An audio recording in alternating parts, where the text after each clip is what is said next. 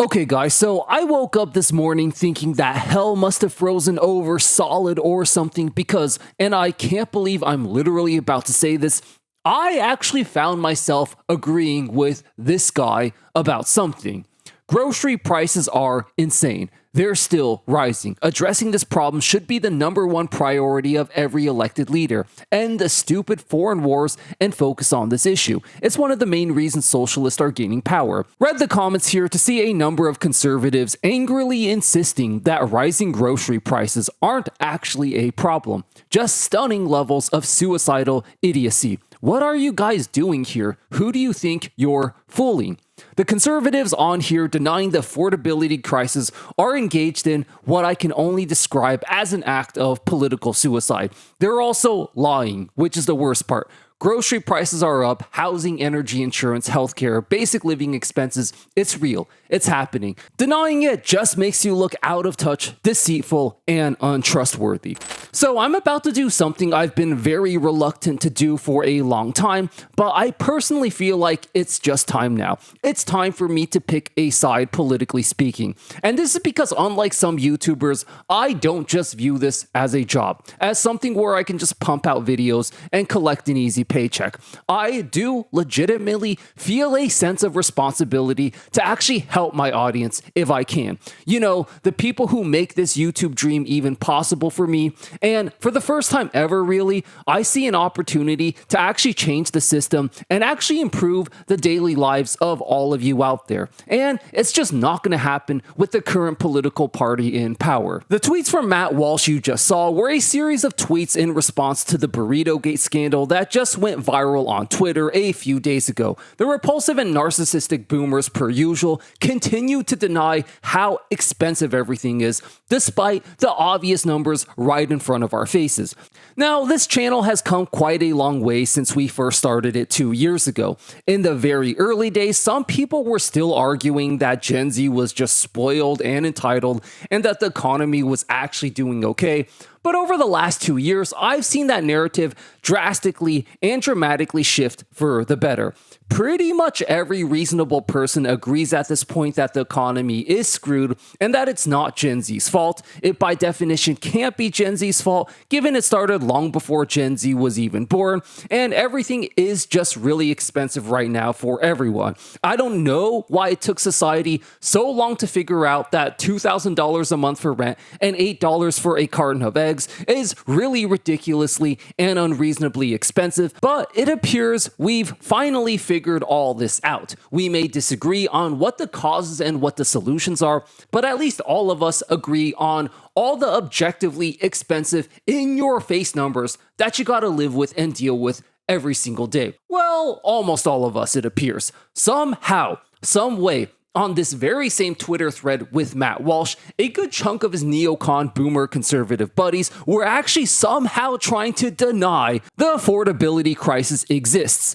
And their main advice seems to be, well, just shut up, stop complaining, live with 50 roommates, and eat ramen for the rest of your life. They actually vehemently argued with their fellow conservative Matt Walsh about this extensively on Twitter.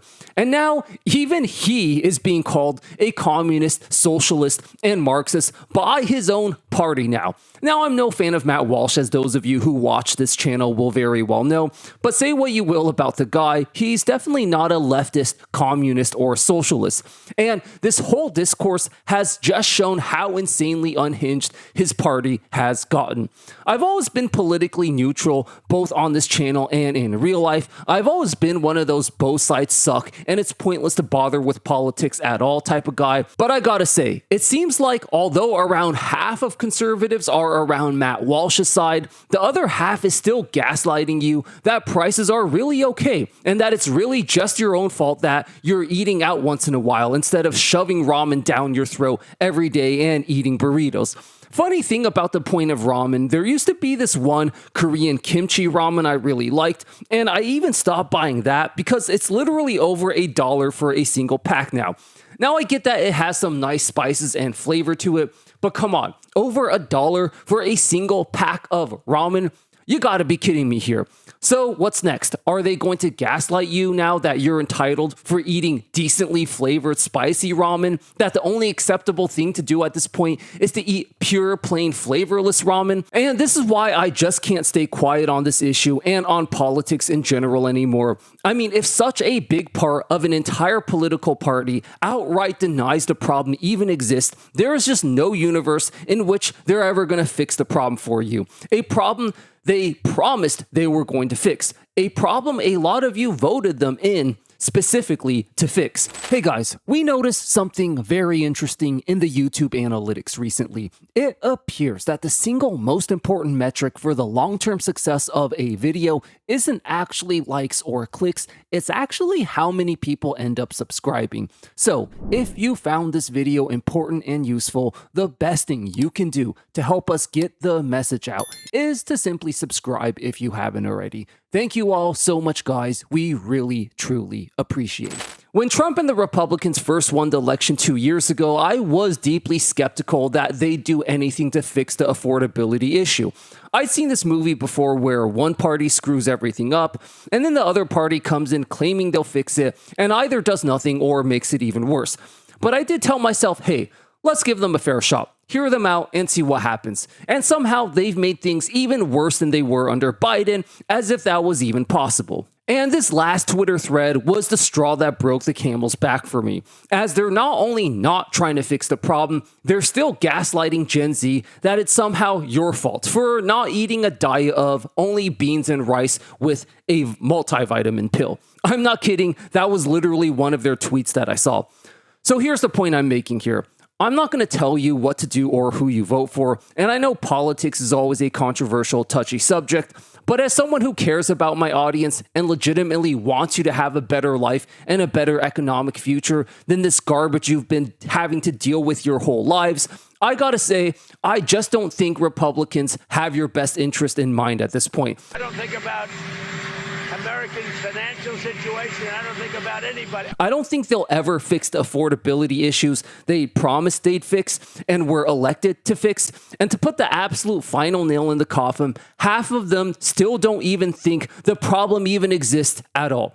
Either that or they're just a partisan hack and chill for Trump, as Matt Walsh pointed out. None of these conservatives were even denying the affordability crisis when Biden was in office, and things have only gotten worse since then. Boomers and conservatives also fundamentally do not understand the concept of Maslow's hierarchy of needs. This should also instantly and permanently disqualify them from anyone ever taking them seriously ever again.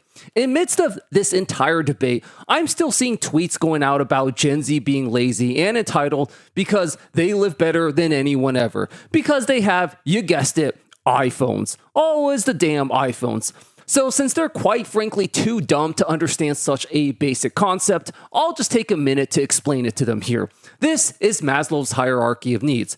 We all learned about this in literally middle school. Well, all of us except for boomers and conservatives, apparently. At the very bottom, you have the most fundamentally, crucially important human needs that you biologically cannot live without. Food is probably the most important thing on this list, along with water, air, shelter, etc. As you go up the hierarchy, you then have safety needs on the next level, which makes a lot of sense. And then after that, you get into the luxuries and the final level of achieving a higher purpose. Now, this should be common sense, but since boomers seem to be too dumb to understand common sense, I gotta painfully explain this. The needs on the lower level of the hierarchy, like food, need to be met first before we can even begin to have a discussion about any needs on a higher level. An iPhone would definitely be on one of these higher levels. Meeting a need on a higher level is totally irrelevant if the lower level needs have not yet been met. If I gave an iPhone to a starving kid in a third world country somewhere, that doesn't really solve any problems now, does it? Making luxuries like iPhones goods affordable and accessible while making the most crucial necessities like food and rent expensive and out of reach is just such an idiotic narrative, not to mention a losing political strategy that only boomer conservatives could come up with. At this point, the first rule of thumb of the great Sun Tzu in his timeless book, The Art of War, applies to the left here. Never interrupt your enemy when he's making a mistake. I don't think the left even has to do anything at this point. Literally, all you have to do is quote all these dumbass boomer conservatives word for word, their own tweets, and you'll have the most devastating political ad imaginable. Just make cheaper burritos, just eat ramen and live with 4 roommates, just eat rice and beans with a multivitamin pill. At this point, they might as well just say, hey, just starve to death, bro. Now, I want to finish off this video by debunking probably the most idiotic and straight up the most historically illiterate take I've seen them make. History has been somewhat of a specialty of mine lately, so when boomers try to pull this crap, I just have to destroy them. It's just too much fun at this point. So pretty much everyone agrees and can see with their own 2 eyes that quality of life has declined substantially in the past few decades, even more precipitously so since the golden 1960s economy that boomers were handed. So since they can't gaslight you that you have it easier than them anymore, the next step in evolution of their gaslighting is to sit up there and say, well, at least you still have it better than anyone else in human history. Now, those of you who've been following me know that just like most men, I can't stop thinking about the Roman Empire lately, and we're once again going to revisit this spectacular era to test out how true this boomer theory really is. Now, you've heard me talk about this before. The ancient Romans had a proto-UBI program known as the Cura Annona, which was a wildly successful Roman economic policy that gave every male citizen in the city of Rome a massive free grain ration every single month. Now, I've talked about in other videos just how big of a success this program was and how it totally disproves conservative economic logic that giving people free stuff would ruin the economy. But for this video, let's dive more into the nitty-gritty specifics of exactly how many calories this guaranteed an ancient Roman citizen 2,000 years ago, and compare it to how these sky-high modern-day grocery prices are causing Gen Z to literally have to skip meals now. According to sources, every male citizen in the city of Rome received a free grain ration of 5 modi per month via the Cura Annona. This equates to about 33 kilos or 73 pounds of free grain per month, which averages out to a little more than 1 kilo or 2 pounds per day. This converts to about 3,500 calories per day. When you consider that this was only bread and that the average person in antiquity was much smaller and thus needed much less calories than we do today, it's clear that these 3,500 calories per day were not meant for just a single individual man. These rations were clearly meant to feed an entire family. Just let this sink in for a moment. They tell you to be grateful because you have it so good. You have it better than anyone in human history. Yeah, as a modern-day American young man, you're literally skipping meals and working overtime just to be able to afford the shittiest, cheapest food available on the shelves, and being gaslit that you should work even harder and just eat ramen. Meanwhile, a city 2,000 years ago in the ancient world was able to guarantee all their male citizens 3,500 calories per day for free. A Roman male citizen had enough food to not just feed himself, but his entire family for free before he even worked a single hour. Today in America, you can barely even afford to feed yourself. You don't even have enough money to go on dates, let alone be able to start and feed a whole family. Now, there are 2 main pushbacks I usually get when I talk about the Cura Annona. One is pretty invalid and irrelevant, the other has a little more validity to it, so let's address both.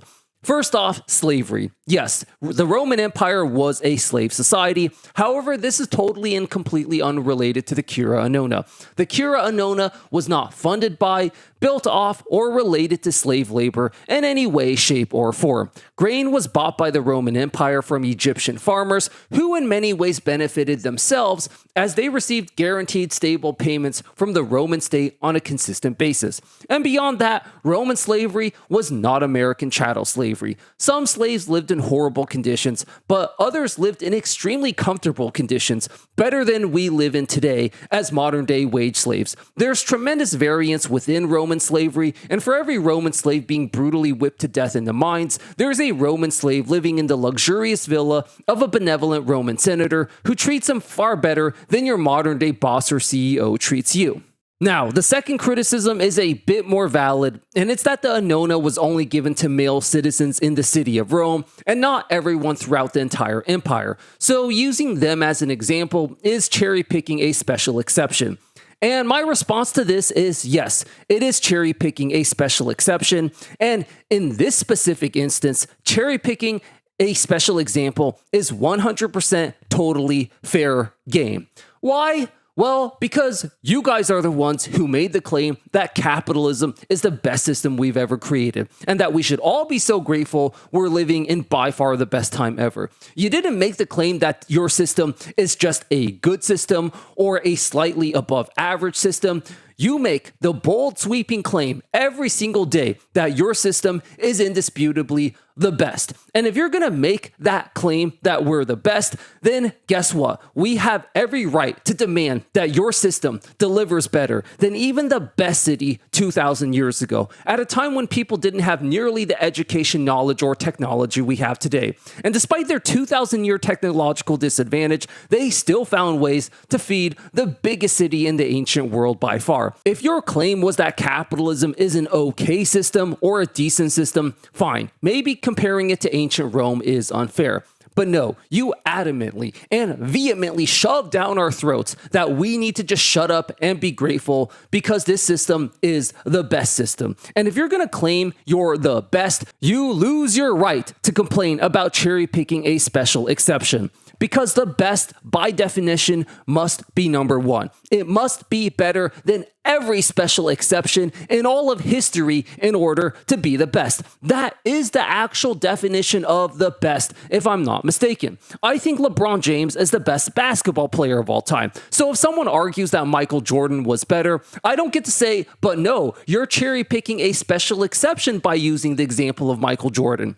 So given that today, you're literally eating worse than people who lived in the best city 2,000 years ago, you have every right to be angry and demand change. And at this point, the only way to do this is to get rid of the corporate show Republican Party, who is still insistent on gaslighting you that it's your fault and that you just need to eat ramen and live with 5 roommates. You deserve much better than this. Point blank, period.